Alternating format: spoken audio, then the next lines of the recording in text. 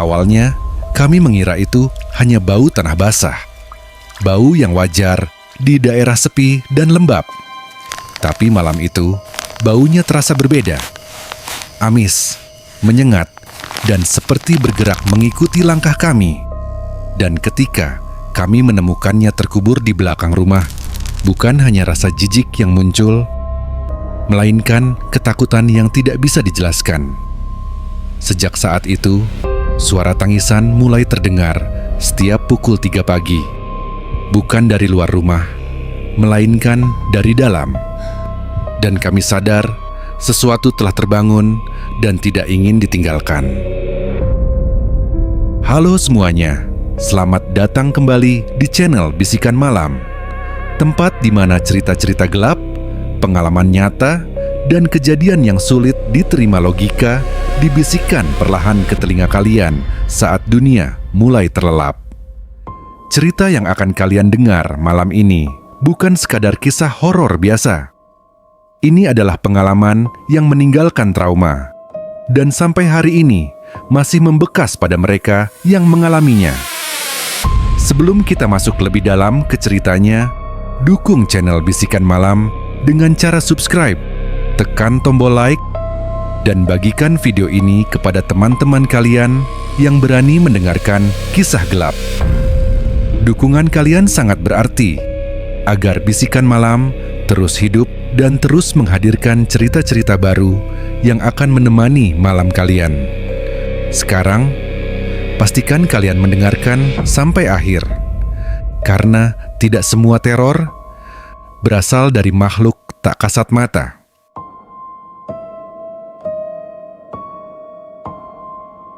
Liburan itu seharusnya menjadi pelarian singkat dari rutinitas yang melelahkan. Kami berenam, aku dan 5 orang teman, sepakat untuk menghabiskan waktu di sebuah rumah tua milik nenek salah satu dari kami. Letaknya jauh dari kota, di daerah perbukitan yang jarang dilewati orang. Tidak ada hotel, tidak ada keramaian, hanya kebun kosong dan jalan tanah yang sunyi. Perjalanan menuju lokasi terasa panjang. Sinyal ponsel perlahan menghilang, digantikan pepohonan tinggi yang menutup langit. Udara semakin dingin, dan suara kendaraan kami menjadi satu-satunya bunyi di antara kesunyian. Saat tiba, hari sudah mulai sore. Rumah itu berdiri sendiri. Catnya kusam, beberapa bagian tembok mengelupas. Namun secara kasat mata, tidak ada yang tampak aneh. Bahkan suasananya terasa tenang, terlalu tenang. Kami masuk satu persatu. Bau kayu tua dan tanah lembab menyambut dari dalam. Perabotan masih tersusun rapi, seolah rumah itu hanya ditinggal sebentar. Tidak ada kesan angker, tidak ada hawa panas atau dingin yang mencurigakan. Semua terlihat normal.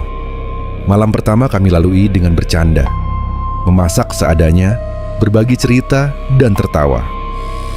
Sesekali terdengar suara serangga dari luar rumah, namun itu wajar di daerah seperti ini. Sekitar pukul 10 malam, angin berhenti berembus. Daun-daun di luar rumah mendadak diam. Aku baru menyadari satu hal ketika hendak ke dapur. Ada bau aneh. Bukan bau bangkai, bukan bau sampah. Lebih ke bau amis, samar, dan tidak menetap. Bau itu datang sebentar, lalu menghilang. Aku mengira itu hanya dari selokan atau tanah basah di belakang rumah. Aku tidak terlalu memikirkannya. Namun salah satu temanku juga menyadari hal yang sama. "Cium nggak?" katanya pelan. Aku hanya mengangguk. Kami memilih diam. Tidak ingin merusak suasana liburan dengan pikiran yang tidak perlu. Malam itu kami tidur beralaskan tikar. Lampu dimatikan. Hanya cahaya bulan yang masuk lewat jendela. Anehnya, malam terasa panjang. Aku terbangun beberapa kali tanpa sebab. Jam menunjukkan pukul 2 lewat sedikit. Tidak ada mimpi buruk. Tidak ada suara. Tapi dadaku terasa berat, seperti ada sesuatu yang salah. Meski aku tidak tahu apa. Menjelang subuh, bau itu kembali muncul. Kali ini lebih jelas, lebih dekat, seolah berasal dari belakang rumah. Namun pagi datang dan semua terasa kembali normal. Matahari bersinar, burung berkicau, dan suasana desa terlihat damai. Kami saling meyakinkan bahwa semua yang terjadi hanyalah sugesti. Kami tidak tahu, ketenangan pagi itu adalah ketenangan terakhir sebelum sesuatu yang jauh lebih mengerikan mulai menampakkan dirinya.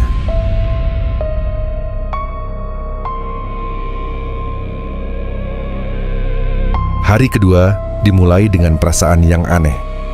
Bukan takut, bukan cemas, melainkan gelisah tanpa alasan yang jelas. Matahari sudah cukup tinggi ketika kami memutuskan membersihkan halaman belakang rumah.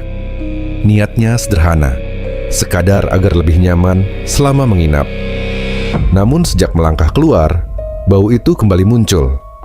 Kali ini tidak samar. Bau itu nyata, menyengat, menempel di hidung. Bau amis bercampur busuk, seperti darah lama yang dibiarkan membusuk. Salah satu dari kami spontan menutup hidung. "Ini bau apa sih?" ucapnya dengan nada jijik. Kami mengikuti arah bau tersebut, perlahan menyusuri kebun belakang. Tanah di sana lembab, ditumbuhi rumput liar setinggi lutut. Tidak jauh dari rumah, ada pohon pisang tua. Daunnya menguning, beberapa sudah mengering dan jatuh ke tanah. Disitulah bau itu paling kuat. Aku melihat sesuatu yang janggal. Tanah di sekitar pohon itu tampak seperti pernah digali, lalu ditutup kembali secara asal. Tidak rata, seolah seseorang terburu-buru menguburnya. Kami saling pandang. Tidak ada yang bicara. Dengan menggunakan kayu dan tangan kosong, kami mulai menggali sedikit. Tanahnya masih gembur. Baru beberapa sentimeter, bau itu langsung menyeruak lebih parah. Salah satu temanku muntah di tempat. Dan saat plastik hitam itu terlihat, semua tubuh kami langsung lemas. Plastik itu tidak besar, dibungkus asal, terikat seadanya. Dengan tangan gemetar, kami membukanya perlahan. Di dalamnya ada janin, tubuh kecil, belum sempurna. Kulitnya pucat kebiruan, diam, tak bernyawa. Tidak ada yang berteriak, tidak ada yang menangis. Kami hanya terdiam, membeku oleh kenyataan yang terlalu kejam untuk diterima. Aku merasakan sesuatu yang aneh saat itu. Bukan hanya ngeri, tapi seperti ada rasa bersalah. Padahal kami tidak melakukan apapun. Angin yang sejak pagi berhembus tiba-tiba berhenti. Udara terasa berat. Sunyi yang tidak wajar menyelimuti kebun itu. Kami menutup kembali plastik tersebut. Tidak ada yang berani menyentuhnya lebih lama. Kami sepakat untuk melapor ke warga nanti sore. Namun entah kenapa, ada dorongan kuat untuk segera pergi dari tempat itu. Saat berjalan kembali ke rumah, aku menoleh ke belakang. Dan aku yakin, tanah di bawah pohon pisang itu seperti berdenyut perlahan, seolah sesuatu di dalamnya belum benar-benar tenang. Sejak penemuan itu, rumah terasa berbeda. Bau amis menyusup ke setiap sudut. Pintu yang tadinya ringan kini terasa berat saat ditutup. Dan tanpa kami sadari, kami telah membuka pintu untuk teror yang jauh lebih mengerikan.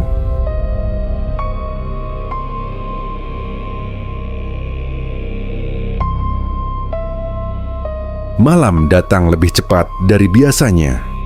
Langit berubah kelabu, seolah matahari enggan berlama-lama di tempat itu. Sejak penemuan di kebun, kami lebih banyak diam. Tidak ada lagi tawa. Setiap orang sibuk dengan pikirannya masing-masing, mencoba mencerna apa yang kami lihat siang tadi. Saat lampu rumah dinyalakan, suasana terasa asing. Cahaya bohlam tampak redup, meski tegangannya sama. Bayangan di dinding terlihat lebih panjang dari seharusnya. Bau amis yang kami harap hilang justru semakin terasa, menyusup pelan ke dalam rumah. Sekitar pukul 9 malam, kami duduk di ruang tengah. Tak ada yang berani keluar. Angin kembali berhenti. Sunyi menekan telinga. Lalu, terdengar suara dari dapur. Langkah kaki. Pelan. Teratur. Kami saling pandang. Salah satu dari kami berdiri, mengambil senter, dan melangkah perlahan. Dapur kosong. Tidak ada siapa-siapa. tapi lantainya basah, seperti baru dilap, padahal tidak ada yang ke sana sejak sore. Kami kembali ke ruang tengah, dan saat itulah suara itu muncul. Tangisan, bukan tangisan keras, bukan jeritan, tangisan lirih, seperti bayi yang ditahan agar tidak menangis terlalu keras. Suara itu datang dari arah kebun belakang. Kami membeku.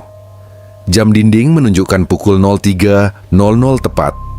Tangisan itu berpindah-pindah. Kadang terdengar dekat jendela, kadang dari sudut rumah, kadang seperti tepat di atas plafon. Salah satu temanku menutup telinga sambil gemetar, berbisik, "Tolong, ini bukan nyata." Lampu tiba-tiba berkedip. Sekali, dua kali, lalu mati. Dalam gelap, aku melihat bayangan berdiri di balik jendela. Tinggi, kurus, rambutnya panjang menutupi wajah.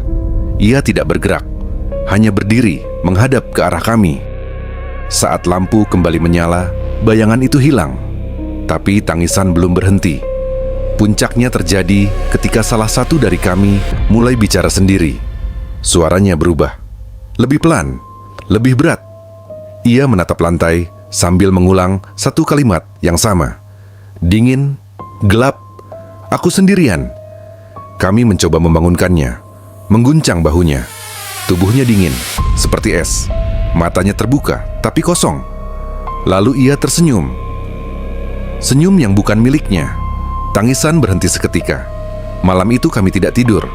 Kami hanya menunggu pagi, dengan rasa takut yang terus tumbuh. Dan kami sadar, teror ini bukan lagi sekadar gangguan. Ia sudah mulai menampakkan diri.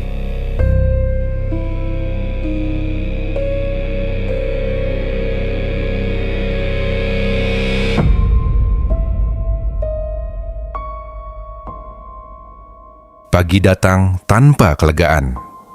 Cahaya matahari memang masuk ke sela-sela jendela, tapi tidak membawa rasa aman. Rumah itu terasa lebih sempit, lebih berat. Seolah ada sesuatu yang ikut bangun bersama kami. Kami sepakat untuk pergi siang itu juga. Tidak ada yang ingin tinggal lebih lama. Namun sebelum berkemas, satu dari kami, sebut saja R, menghilang dari ruang tengah. Kami menemukannya di kebun belakang, berdiri menghadap pohon pisang itu. Tatapan R kosong, tangannya gemetar memegang ponsel. Di layar ponselnya ada foto plastik hitam yang kami temukan kemarin. Diambil dari jarak dekat, terlalu dekat. Aku marah, menegurnya, memintanya menghapus foto itu. R hanya menoleh, lalu tersenyum tipis. "Aku cuma mau bukti," katanya. Suaranya terdengar. Salah. Kami memaksanya kembali ke dalam. Saat itu juga, bau amis memenuhi ruang tengah, lebih kuat dari sebelumnya. Lampu kembali berkedip. Udara dingin menyapu kulit. R tiba-tiba terjatuh. Tubuhnya kejang. Napasnya tersengal, lalu terhenti sesaat. Kami panik. Mencoba membantunya berdiri. Tapi saat matanya terbuka, bukan R yang menatap kami. Suaranya berubah. Lebih lirih. Seperti suara perempuan yang menahan tangis. "Kenapa dibuka? Kenapa dilihat?" Kata-kata itu keluar berulang-ulang. Nada bicaranya patah, seolah setiap kata adalah luka. R merangkak ke arah pintu belakang, kukunya menggores lantai, meninggalkan bekas tipis. Kami mencoba menahannya. Terlambat. R menjerit. Jeritan panjang melengking, lalu berubah menjadi tangisan bayi yang menusuk telinga. Ponselnya terjatuh. Layarnya menyala sendiri, menampilkan foto itu, dan perlahan memudar menjadi hitam. Angin kencang menerpa rumah. Pintu-pintu terbanting. Jendela bergetar. Dari arah kebun terdengar langkah cepat. Bukan satu, tapi banyak. Seperti kaki-kaki kecil berlari di tanah basah. R terdiam mendadak. Tubuhnya lemas. Matanya menutup. Beberapa detik kemudian, ia duduk perlahan. Menatap kami satu persatu. Lalu berkata dengan suara yang sangat pelan, "Balikin, anakku. Balikin." Saat itu kami mengerti. Kesalahan kami bukan hanya menemukan, bukan hanya melihat. Kesalahan fatal kami adalah membawa pulang kenangan itu dan membiarkannya diabadikan. Kami sadar teror ini telah terikat, bukan pada tempat, bukan pada waktu, tapi pada rasa bersalah yang kami bawa sendiri.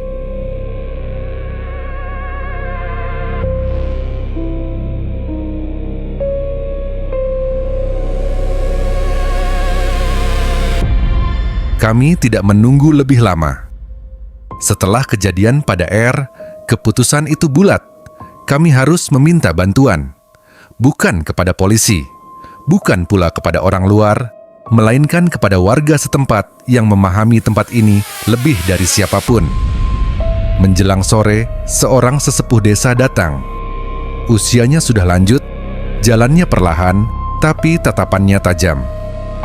Begitu menginjak halaman belakang, ia langsung berhenti di depan pohon pisang itu. Di sini, katanya singkat. Tanpa banyak bicara, ia meminta kami menyiapkan kain putih, air bersih, dan beberapa batang dupa. Tidak ada mantra keras, tidak ada ritual rumit. Hanya doa yang dibacakan dengan suara rendah, nyaris seperti bisikan. Saat tanah kembali digali, bau amis itu muncul sekali lagi, lebih kuat, seolah menolak. Angin berputar cepat, daun-daun berdesir liar. Tangisan terdengar lagi. Kali ini jelas, dekat, sangat dekat. Namun sesepuh itu tidak berhenti. Ia terus berdoa. Janin itu akhirnya dipindahkan dan dikuburkan dengan layak, sebagaimana seharusnya. Tanpa nama, tanpa nisan, tapi dengan penghormatan. Saat tanah diratakan, angin berhenti mendadak. Tangisan lenyap begitu saja. R tersadar malam itu. Ia tidak ingat apapun, hanya mengeluh dingin dan sakit di dada. Kami mengemasi barang dan pergi sebelum malam benar-benar turun. Tidak ada yang menoleh ke belakang. Tidak ada yang mengucapkan selamat tinggal. Perjalanan pulang terasa panjang dan sunyi. Tidak ada musik, tidak ada obrolan. Kami semua tenggelam dalam pikiran masing-masing. Beberapa minggu berlalu. Kami mencoba melanjutkan hidup seperti biasa.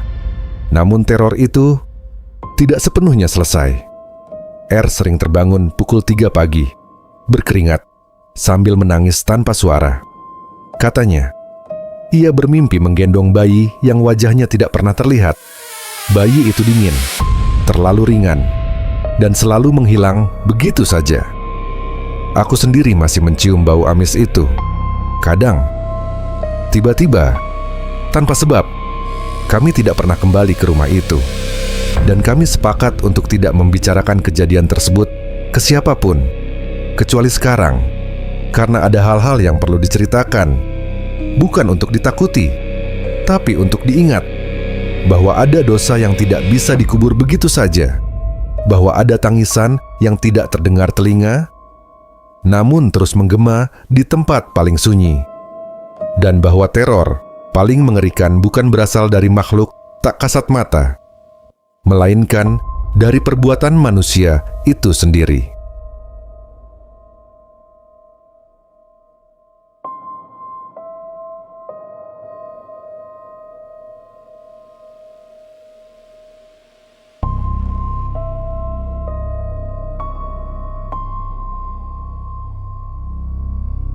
Cerita ini bukan sekadar kisah teror yang terjadi di sebuah rumah tua atau di balik pohon pisang yang sunyi. Ini adalah pengingat bahwa setiap perbuatan manusia meninggalkan jejak. Entah terlihat atau tidak, nyawa sekecil apapun bukan sesuatu yang bisa dibuang, disembunyikan, atau dilupakan begitu saja. Kesalahan yang tidak diselesaikan dengan benar akan mencari jalannya sendiri untuk kembali. Kadang lewat rasa bersalah, kadang lewat mimpi, dan kadang lewat ketakutan yang tak pernah benar-benar pergi. Jika malam ini kalian masih bisa tidur dengan tenang, bersyukurlah. Karena tidak semua orang mendapatkan ketenangan yang sama setelah melakukan kesalahan besar. Terima kasih sudah meluangkan waktu dan mendengarkan cerita malam ini di channel Bisikan Malam. Jika kalian merasa cerita ini memberi makna, jangan lupa subscribe, like, dan share agar Bisikan Malam bisa terus menghadirkan kisah-kisah gelap yang bukan hanya menakutkan, tetapi juga mengingatkan. Saya pamit. Jaga hati, jaga perbuatan, dan sampai jumpa di cerita berikutnya. Selamat malam.